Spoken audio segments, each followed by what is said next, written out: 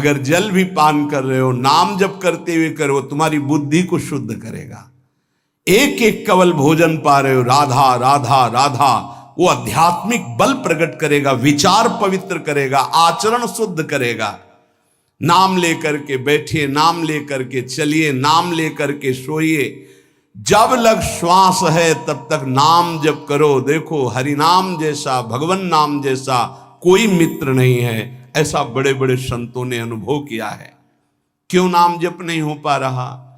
कामी मति विष्ठल सदा चले चाल विपरीत, सील नहीं सहजो कहे नैनन माही अनीति। गंदे नेत्र, जिधर देखे वो पापाचरण की वृत्ति देखता रहता है। वाणी गंदी, दूसरे की निंदा चुगली पाप करना। मति गंदी, काम बहुत ही गंदा मलिन स्वभाव बन गया है। जिधर देखो, मंदिर जाओ, संत के समीप जाओ, बहुत सावधान। बड़ा बढ़िया सौभाग्य मिला है, बिना भगवान की कृपा के संयोग नहीं बनता। जैसे आप बैठे सुन, उस समय आप वो वस्तु ग्रहण करो जो कहीं नहीं मिल सकती, सत्संग। उस समय भी आपकी दृष्टि मलिन जा रही। कामी मति विष्टल सदा, एक तरफ रबड़ी रख दो, एक तरफ विष्ठा पड़ा है, तो शूकर विष्ठा की तरफ दौड़ेगा। हम लोगों की बुद्धि शूकर की तरह हो गई, मलमूत्र के शरीरों के भोगने की तरफ भाग रही। कौन सा इसमें परम सुख है? अरे इसी से हटने के लिए तो भगवान ने अवसर दिया, मानव देह, सत्संग दिया, शास्त्र स्वाध्याय, भगवत भाव में डूबने का अवसर। फिर भी वही गति। सदा रहे चित भंग ही, हृदय स्थिरता नाही। ऐसे लोगों का बड़ा चित्त चंचल होता है, हृदय स्थिर नहीं होता है। क्या करें? अगर ये भी नाम जप करने लगे तो सब शांत हो जाएगा, काम शांत हो जाएगा, मति पवित्र हो जाएगी। अगर हमारे हृदय में काम बसा रहा तो नाम नहीं चल पाएगा, नाम रुक जाएगा। हमें एक एक चीज पावन करनी इसी नाम से। वाणी, नेत्र, श्रवणेन्द्री, संपूर्ण शरीर, अंतःकरण, तब भगवत मिलन होता है। इसी शरीर को भगवान हृदय से लगाते, ध्यान रखना। जब भगवान प्रकट होते हैं तो ऐसा नहीं है कि वो भाव में केवल प्रकट होते हैं। जैसे हम आप देख रहे हैं, हम आप मिल रहे हैं, ऐसे भगवान अपने भक्तों को हृदय से लगाते हैं। सच्ची मानिए, वो यही हैं, हर समय पास हैं। जिस समय हमारी इंद्रियां पवित्र हो गई, शरीर पवित्र हो गया, हृदय पवित्र हो गया, तो भगवान करुणा करके प्रकाशित हो जाते, माया का पर्दा हटा देते हैं। पूज्य नारायण स्वामी बड़े सिद्ध महापुरुष हुए। वो कह रहे हैं कि नाम कैसे आपका निरंतर चलेगा। इसके लिए जिस वाणी से नाम जप कर रहे हो, यदि झूठ बोलोगे, अरे आश्चर्य होता है, झूठ बोल करके तुम सोच रहे हो हम संभाल लेंगे। नहीं नहीं, झूठ तुम्हारा नाश कर रहा है, तुम्हें पता नहीं। जिस जिह्वा से नाम जप कर रहे हो, अगर नाम का विशेष फल प्राप्त करना है, जल्दी फल प्राप्त करना है, आपको दुखों से बचना है, पाप भस्म करना है, तो झूठ बोलना बंद कर दीजिए। क्या बिगड़ जाएगा आपका? सच्ची बोलने में क्या बिगड़ जाएगा? सच्ची बोलना शुरू करोगे, हिम्मत नहीं रह जाएगी पाप करने की। ये जो पाप करने की तुम्हारी हिम्मत पड़ रही, झूठ बोलने के कारण पड़ रही। नहीं, असत्य संपातक पुंजा, सबसे बड़ा पाप झूठ बोलना। उससे क्या होता है? हर चीज हम छुपाना चाहते, किससे? उस सर्वज्ञ परमात्मा से, गुरुदेव से। नहीं, झूठ नहीं। नाम इसीलिए नहीं चल पा रहा, थोड़ी दिन नाम चलाएंगे छूट जाएगा, क्योंकि आप झूठ बोलते हैं, पापाचरण करते हैं। अगर नाम को चलाना है तो नारायण स्वामी जी कह रहे हैं, पहली बात मौन का आश्रय लीजिए, कम बोलिए, अधिकतर चुप रहना सीखिए, तभी नाम चला पाएंगे। जो कार्य कर रहे हैं आप उस पर ध्यान दें, उस कार्य को एकाग्रता पूर्वक करें, वाणी को मौन रखें, उस वाणी से धीरे धीरे नाम उच्चारण करें। कम से कम 24 घंटे में 4 घंटे मौन का तो सबको अभ्यास कर लेना चाहिए। 24 घंटे में 4 घंटे मौन का। तो ऐसे ऐसे बुद्धिमान हो कहेंगे हम 6 घंटे मौन रहते हैं। कब? बोले जब सोते हैं तब। आप 4 घंटे कह रहे हम 6 घंटे मौन रहते हैं। 24 घंटे में हम 6 घंटे मौन रहते हैं। बहुत बुद्धिमान है।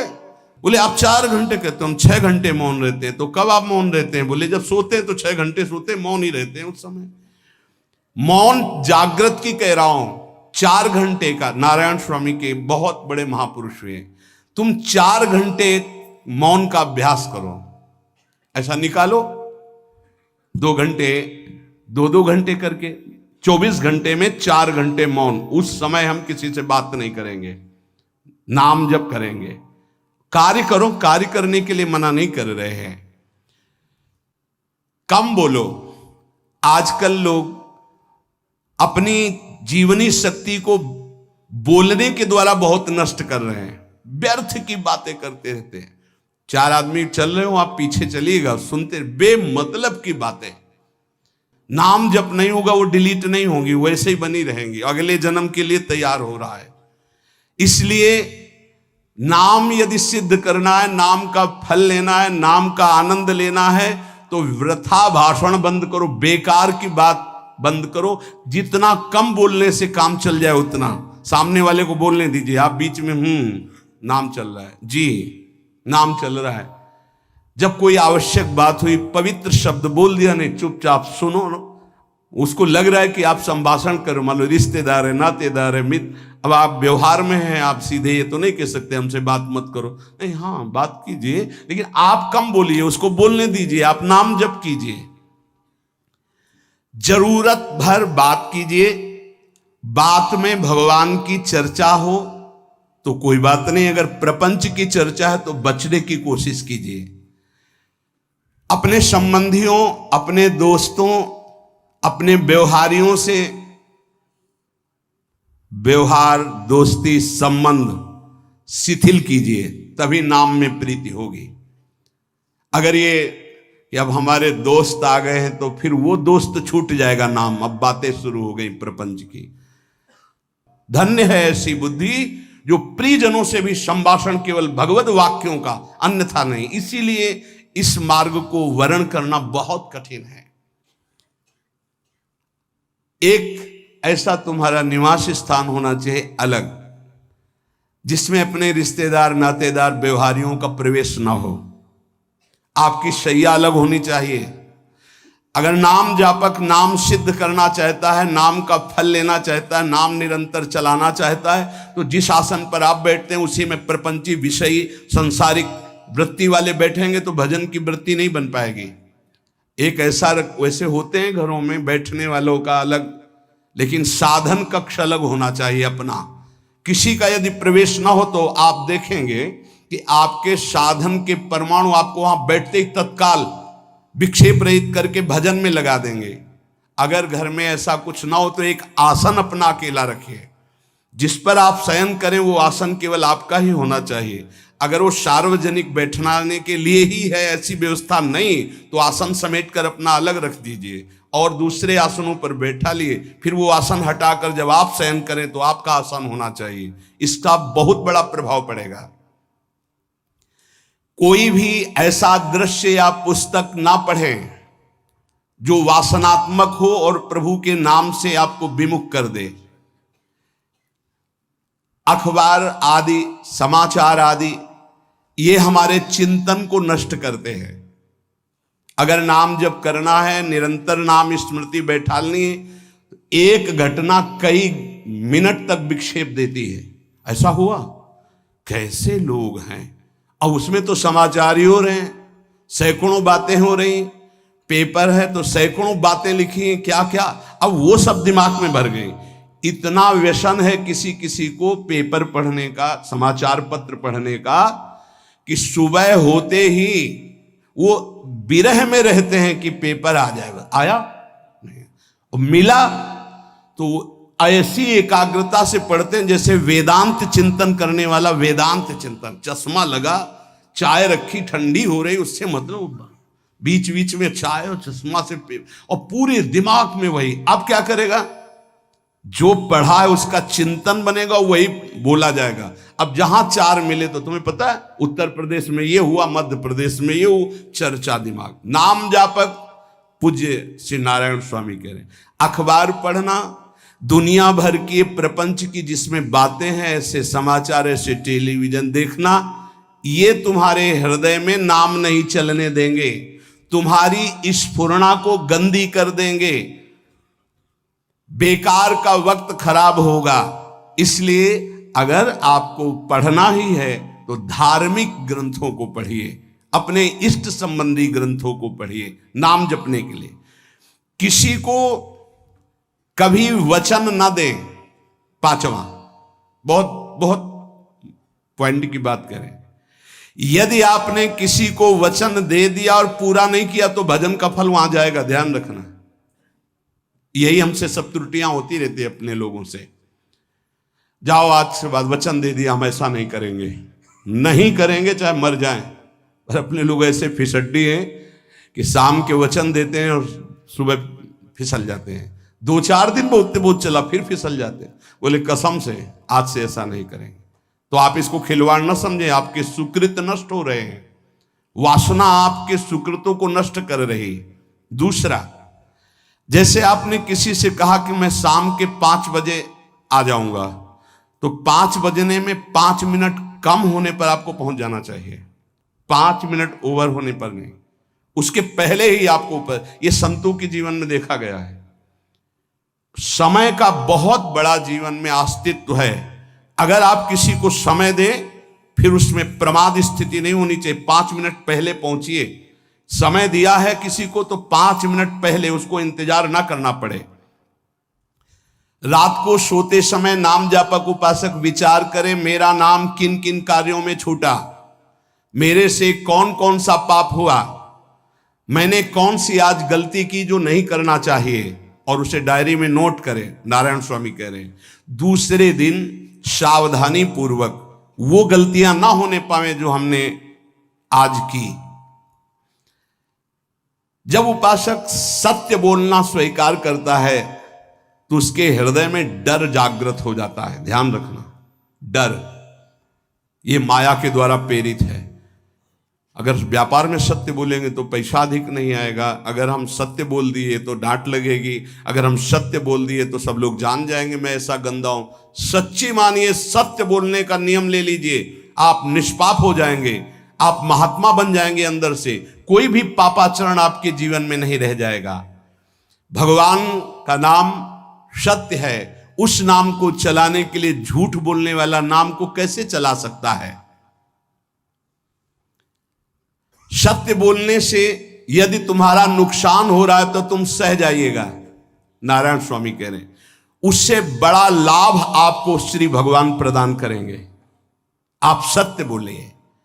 आजकल भगवान पर विश्वास नहीं, इसलिए झूठ पर विश्वास है। कलयुग की ऐसी प्रेरणा है कि सब झूठ बोलने लगे हैं, कोई डरता ही नहीं झूठ बोलने में। पूरा का पूरा, जैसे नहीं कहते कुछ तो सत्य होगा, ऐसे ऐसे महानुभाव हैं कि 100% झूठ बोल जाते हैं, 100%। धन्य है मोबाइल जो झूठ बुलाने में बहुत प्रवीण है, बहुत प्रवीण है। अरे भाई हम नहीं मिल सकते, आज हमारा मन नहीं है, खत्म खेल हो गया, सत्य बात है, नहीं मिल सकते आपसे, मत उठाओ फोन। अगर तुम्हें झूठे ही बोलना है तो फोन क्यों उठाओ? नहीं बोलेंगे, नहीं उठाएंगे तो समझ जाएगा कि उनकी रुचि नहीं। ये झूठ क्यों बोलना, सत्य बोलो। झूठ से यदि आप बच गए तो आपके जिह्वा पे नाम निरंतर चलने लगेगा। ये झूठ ही नाम नहीं चलने दे रहा। असत्य आचरण, छुपाने की वृत्ति, असत्य भाषण, ये नाम में प्रीति नहीं। किसी को भी फुसलाने के लिए झूठ मत बोलिए। सत्य बोलने का अभ्यास कर लिए तो पापी जीव भी महात्मा बन जाए। सत्य आवश्यक है। एक बड़े कागज पर ऐसी जगह लिख के रख लो जहां तुम उठते बैठते देखते हो कि मुझे सत्य बोलने का नियम लेना है, झूठ नहीं बोलना है। सत्य साधन कर लो, फिर देखो नाम कैसे चलता है। तपस्या, बड़े बड़े पुण्य, बड़े बड़े तीर्थ स्नान उतना पवित्र नहीं करेंगे जितना सत्य बोलने से होगा। पर बहुत कठिन है इस समय सत्य बोलना। मतलब बात बात पे असत्य का ही वर्ताव हो रहा है, असत्य का अच्छा, ये कोई संसारी आदमी में नहीं, कुछ ऐसे होंगे जो सत्य की वार्ता करते नहीं। प्रायः क्या जाता है, झूठ बोलने में बोल दिया और सामने वाला राजी हो गया, हम निकल गए। लेकिन सत्य ना होने के कारण आप में सत्य आचरण, सत्य स्वरूप भगवान का नाम, भगवान को कहा गया सत्य नारायण, वो नाम नहीं चलेगा। भजन करने का पहला साधन है सत्य बोलना, जबान से सत्य बोला जाए। और भजन की संख्या प्रारंभ में जरूर लेनी चाहिए। यदि 10 माला का नियम लिया, 20 माला का नियम लिया, तो उसे निर्वाह करो। जैसे यहां शरणागति मंत्र मिलता है तो 11 माला प्रारंभ में दी जाती कि आपको करना ही है, ज्यादा हो जाए वो ठीक, 11 से कम वो कभी जीवन में नहीं। अपने जीवन में गुरु आज्ञा 11 माला तो करनी है, हर समय करना है। पर ये मन थोड़े दिन तो नियम में चलेगा, इसके बाद छोड़ देगा। दीक्षा तब लेनी चाहिए जब गुरु आज्ञा पे चलने की हिम्मत हो, नहीं तो ऐसे ही नाम जपो करो। और जब नियम मिल गया 11 माला तो चाहे प्राण निकल जाए, हमको 11 माला पूरे करने, प्राण निकलने तक गुरु आज्ञा का पालन करना है। यदि आप नाम जप अधिक मात्रा में नहीं करेंगे तो जो आपको नाम मिला है उसका फल आपको अनुभव में नहीं आएगा। क्यों? क्योंकि नाम का हिस्सेदारी होती है, भजन की हिस्सेदारी होती है। जैसे किसी ने प्रणाम किया, वो भजन लिया। गृहस्थी को इसीलिए मना किया कि रास्ते में परिक्रमा मार्ग में हलवा पूड़ी ये सब बट रहा है, हाथ मत फैलाओ। वो दान कर रहा है, सुकृत कर रहा है, और कोई दूसरे ले विरक्त आदि। आप अपने भूख मिटाने के लिए 4 रुपया के चना लेके भले पालो, लेकिन दूसरे के द्वारा दिया हुआ हलवा मत पाओ। यहां धाम आए हो, भगवत कमाई करने आए हो, यहां नाम जप करो, कष्ट सहकर परिक्रमा दो। हो सके 4 रुपए की वस्तु लेकर के आप पशु पक्षियों को पवा दो, किसी एक का पेट भर, तुम मत पाओ दूसरे का। तुम चाहो तो उपवास कर सकते हो, या प्राण पोषण के लिए रूखा सूखा थोड़ा खा लो। ये दूसरे के आराम से धाम में हम आए 2-4 दिन खूब खाए पिए नहीं, भागीदारी हो जाएगी तुम्हारे पुण्यों की। वहां ऐसे फ्री नहीं है कुछ। भजन का भागीदार राजा भी होता है, जिसके राज्य में रह रहे हैं। जो अन्न देता है वो भजन का, जो वस्त्र देता है वो भजन। इसीलिए गृहस्थ को कहीं कुछ भी स्वीकार नहीं करना चाहिए, ये बहुत ध्यान रखिए। अगर आप कहीं तीर्थ साधु आश्रम कहीं जाते हैं, कोशिश कीजिए कि किसी से सेवा ना ले, और अगर सेवा ले तो उसके अनुसार फिर अर्थ दे दे। अगर आपने वहां भोजन पाया, पान पाया, तो उसके अनुसार सोच ले कि अगर हम इतना खरीदते तो कितने का मिलता, वो दे दिया तो आपका भजन बच गया। कभी आपको कोई प्रणाम नमस्कार करे, तत्काल बराबर प्रणाम करो। किसी को अपना भजन का हिस्सेदारी नहीं, सबका मंगल हो। ये भजन जितना बढ़ेगा तो आपको भगवदाकार कर देगा। दिन रात 24 घंटे में 21,600 श्वास चलती है। 21,600 श्वास में 6 घंटा तो सोने के चले जाते, उस समय तो चेतना नहीं रहती। अब हमको अगर 21,600 नाम हमको जपने को मिल जाए तो हमारी हर श्वास सार्थक हो जाए। जो हम 5-6 घंटा सोते हैं उसमें जिनका अभ्यास है तो बात अलग है, नहीं तो वो व्यर्थ जाती है।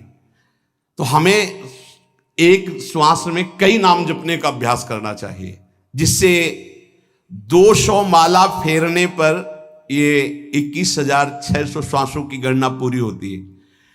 अगर हम 200 माला का नियम ले तो इतना हो सकता है। तो हमें लगता है अगर हर समय माला नहीं ले सकते तो श्वास वाली माला बहुत अच्छी रहती है। श्वास में 4 बार खींचो, 4 बार नाम लेते हुए छोड़ो। दूसरा साधन, एक छोटी माला ले ले, जो आजकल तो काउंटर चला है। काउंटर में ज्यादा सुविधा संसार के क्रियाओं में रहने वालों को होती कि किया अपनी जेब में डाल लिया। तीसरा साधन वो बहुत कठिन है, मन की वृत्ति से नाम जप करना। माला, श्वास और मन की वृत्ति, उसमें श्वास की भी गणना का ध्यान नहीं रहता, उसमें केवल चिंतन होता है, चल रहा है। पर ये आखिरी स्थिति होती, इसी के बाद वो परिपक्व अवस्था को होता है। जिह्वा से धीरे धीरे नाम उच्चारण करते हुए ये पहला अभ्यास है। प्रारंभिक को एकदम मानसिक में नहीं पहुंचने की चेष्टा करनी चाहिए, 2-4 नाम के बाद मन प्रपंच में फंसा देगा। दूसरा अभ्यास कंठ से में, जैसे हम जिह्वा से राधा वल्लभ श्री राधा वल्लभ श्री राधा वल्लभ श्री, इसे वाचिक जप कहते हैं। मंत्र नहीं होगा, ऐसे नाम होगा। फिर उपांश ऐसे, फिर कंठ से चलता है, फिर हृदय से चलने लगता है, फिर नाभि से चलता है। जिसका नाभि से चलने लगता है उसका परावाणी के द्वारा भजन, वो सिद्ध पुरुष कहा जाता है।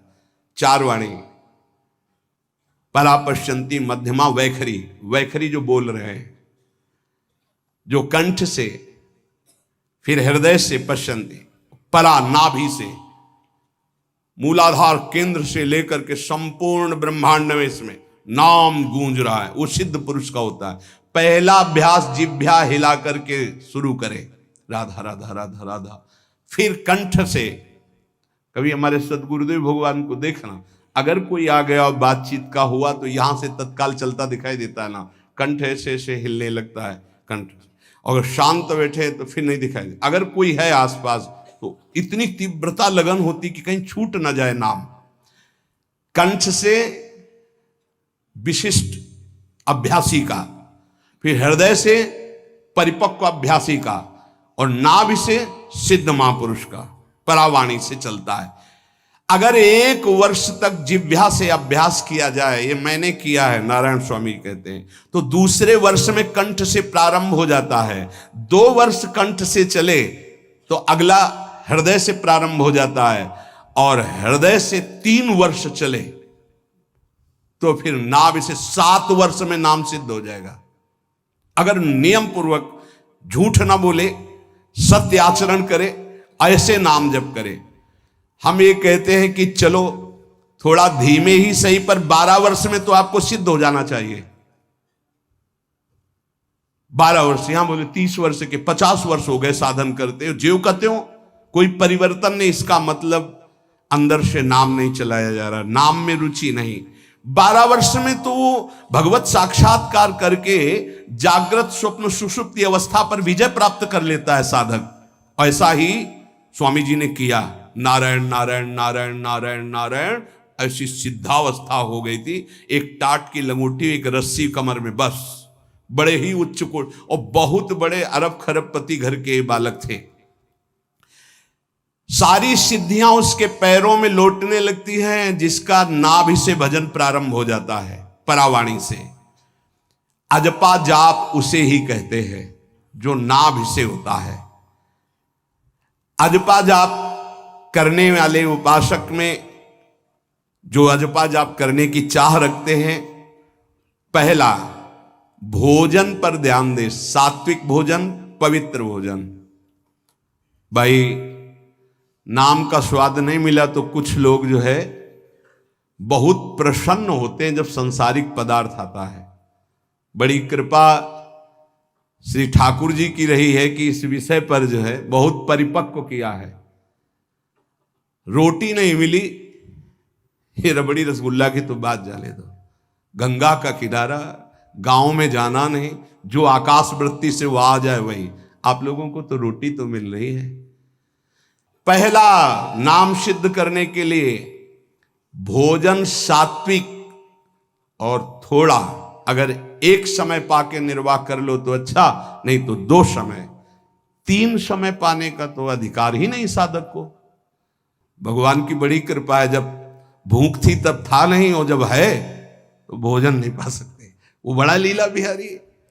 जब भूख थी तब भोजन नहीं, और जब भोजन है तो नियम कानून इसके लग गए हैं, ये इतना इतना। दूसरा, पहला भोजन पर पवित्र। देखो नाम जप के लिए बहुत आवश्यक है। यही जीवन है कि अगर आप नाम जप करने लगे तो हमारा बोलना, हमारा जीना सार्थक हो जाएगा। अगर नाम जप आपको करना है तो पवित्र भोजन होना चाहिए। 2 टाइम भोजन पाना है तो थोड़ा थोड़ा पाओ, पेट ना भरने पाए, ऐसा ना लगने की वजन बढ़ गया है। वजन बढ़ गया है तो भजन घट गया है, वजन घट गया है तो भजन बढ़ गया है। देखो, तुम्हारे संसारिक संबंधी माता पिता चाहेंगे कि तुम्हारा चिकना शरीर होना चाहिए, हष्ट पुष्ट होना चाहिए, लेकिन हम चाहेंगे कि तुम्हारा भजन पुष्ट होना चाहिए, भगवदाकार वृत्ति होना चाहिए। शरीर तो आज है, कल नहीं रहेगा, चाहे जितना चिकना कर लो। संसारिक माता पिता के प्यार में और गुरु के प्यार में यही अंतर है। वो आपके स्वरूप को पुष्ट करेगा तो शरीर तो अपने आप, मन प्रसन्न है तो वो स्वस्थ है, अस्वस्थ होने पर भी स्वस्थ है। अगर शरीर स्वस्थ है और काम वासना है, नाना प्रकार की चिंताएं, ये थोड़ी माता पिता दूर कर पाएंगे। वो तो तपस्या और साधना से ही दूर होती है, ध्यान रख लीजिए। अधिक भोजन पाना, शरीर को बहुत पुष्ट बलवान कर लेना, तो हर इंद्रियों को भोग देना पड़ेगा आपको। वो कोई तपस्वी होता है, जो तपस्वी होता है वो संयमी होता है, जो संयमी होता है उसके चर्बी नहीं होती, ध्यान रखना। युक्ताहार विहार से, प्राण पोषण के लिए केवल शरीर में अन्न जाए तब नाम में प्रीति होगी। खाते खाते अनेकों जन्म व्यतीत हो गए, वर्षों व्यतीत हो गए, अरे अब तो भजन कर लो, कहां तक खाओगे? ये नरक कुंड है, डाला विष्ठा बन गया। नींद, एक नियम बना लो कि इतना ही सोना है। पता नहीं सोने में कौन सा सुख, नींद में केवल एक बात का सुख होता है, आपका संसार का चिंतन नहीं होता, तो आप जो शांत रहते हैं वो सुख होता है, लेकिन वो तमोगुणी सुख है। अगर आप जागृत में संसार का चिंतन न होने दें और भगवत चिंतन कर रहे हैं तो आप महापुरुष हो जाएंगे। सो सो के जीवन क्यों बर्बाद करते? एक टाइम रखिए सोने का, बस। ये कोई तुम्हारा सुख नहीं है, ये तमोगुणी सुख है। निद्रा आलस्य प्रमादोत्तम तत्तामस मुदाहृतम। और एक बात समझ लो, यद तज्ञे विस्मि परिणामे अमृतोपमम, जिसमें विष जैसा शुरुआत में लगता है उसका परिणाम अमृत होता है, और जिसकी शुरुआत अमृत जैसी लगती है उसका परिणाम विष होता है। प्रातःकालीन उठ करके सत्संग में आना विष जैसा लगता है, लेकिन उठ के आ रहे हो तो इसका फल अमृत होगा। ब्रह्म मुहूर्त में सो रहे हैं, जीवन बर्बाद कर रहे हैं, अरे ब्रह्म मुहूर्त में उठिए, स्नान कीजिए और सच्चिदानंद भगवान में चित्त को जोड़िए। ये विष जैसा लगता है, परिणाम अमृत जैसा होता है। तीसरा, 24 घंटे में 1 घंटे का तो एकांतवास करना सीख ही लो, चाहे गृहस्थ हो चाहे कोई भी हो। 1 घंटे हमसे कोई बात नहीं करेगा, अपने दरवाजा बंद, थोड़ा 1 घंटे कोई ऐसा समय निकालो जिसमें चित्त को केवल श्री कृष्ण से जोड़ो, प्रियाजू से जोड़ सको। चौथा, विरक्त साधक, तकिया गद्दा, ये सब चीजें अगर लगा के सोओगे तो नाम जप नहीं होगा। देखो, हितधाम में कुशासन और एक ईंट कुशासन के नीचे, सर्दी में ओढ़ने के जो हमारे कंबल थे वो आटे का बोरा बलराम जी ला के दे थे। जीवन को यदि आप कसौटी पे नहीं कसेंगे तो भजन नहीं होने वाला। अब तो शरीर रोग से ग्रसित है, आप चाहे जहां रखो चाहे जैसे रखो, प्रिया जो जाने।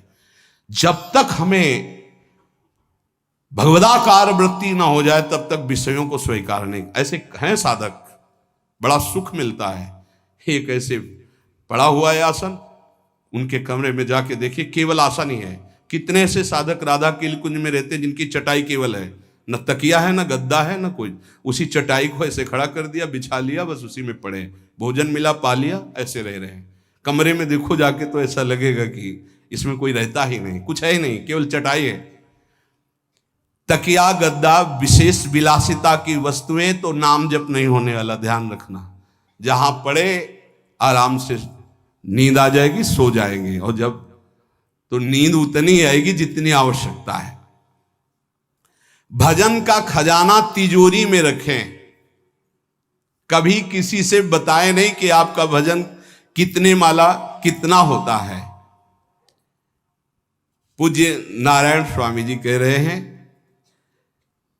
भजन को खजाने में रखने का मतलब है लूटने वाले डाकू माया भेजती है, काम क्रोध लोभ मोह मद मत्सर आदि, और प्रिय गृहस्थ भगत आदि। कैसे प्रिय गृहस्थ? स्वामी जी अब ये सब आप ही का है, बहुत बीमार है, आप देखना। ठीक है,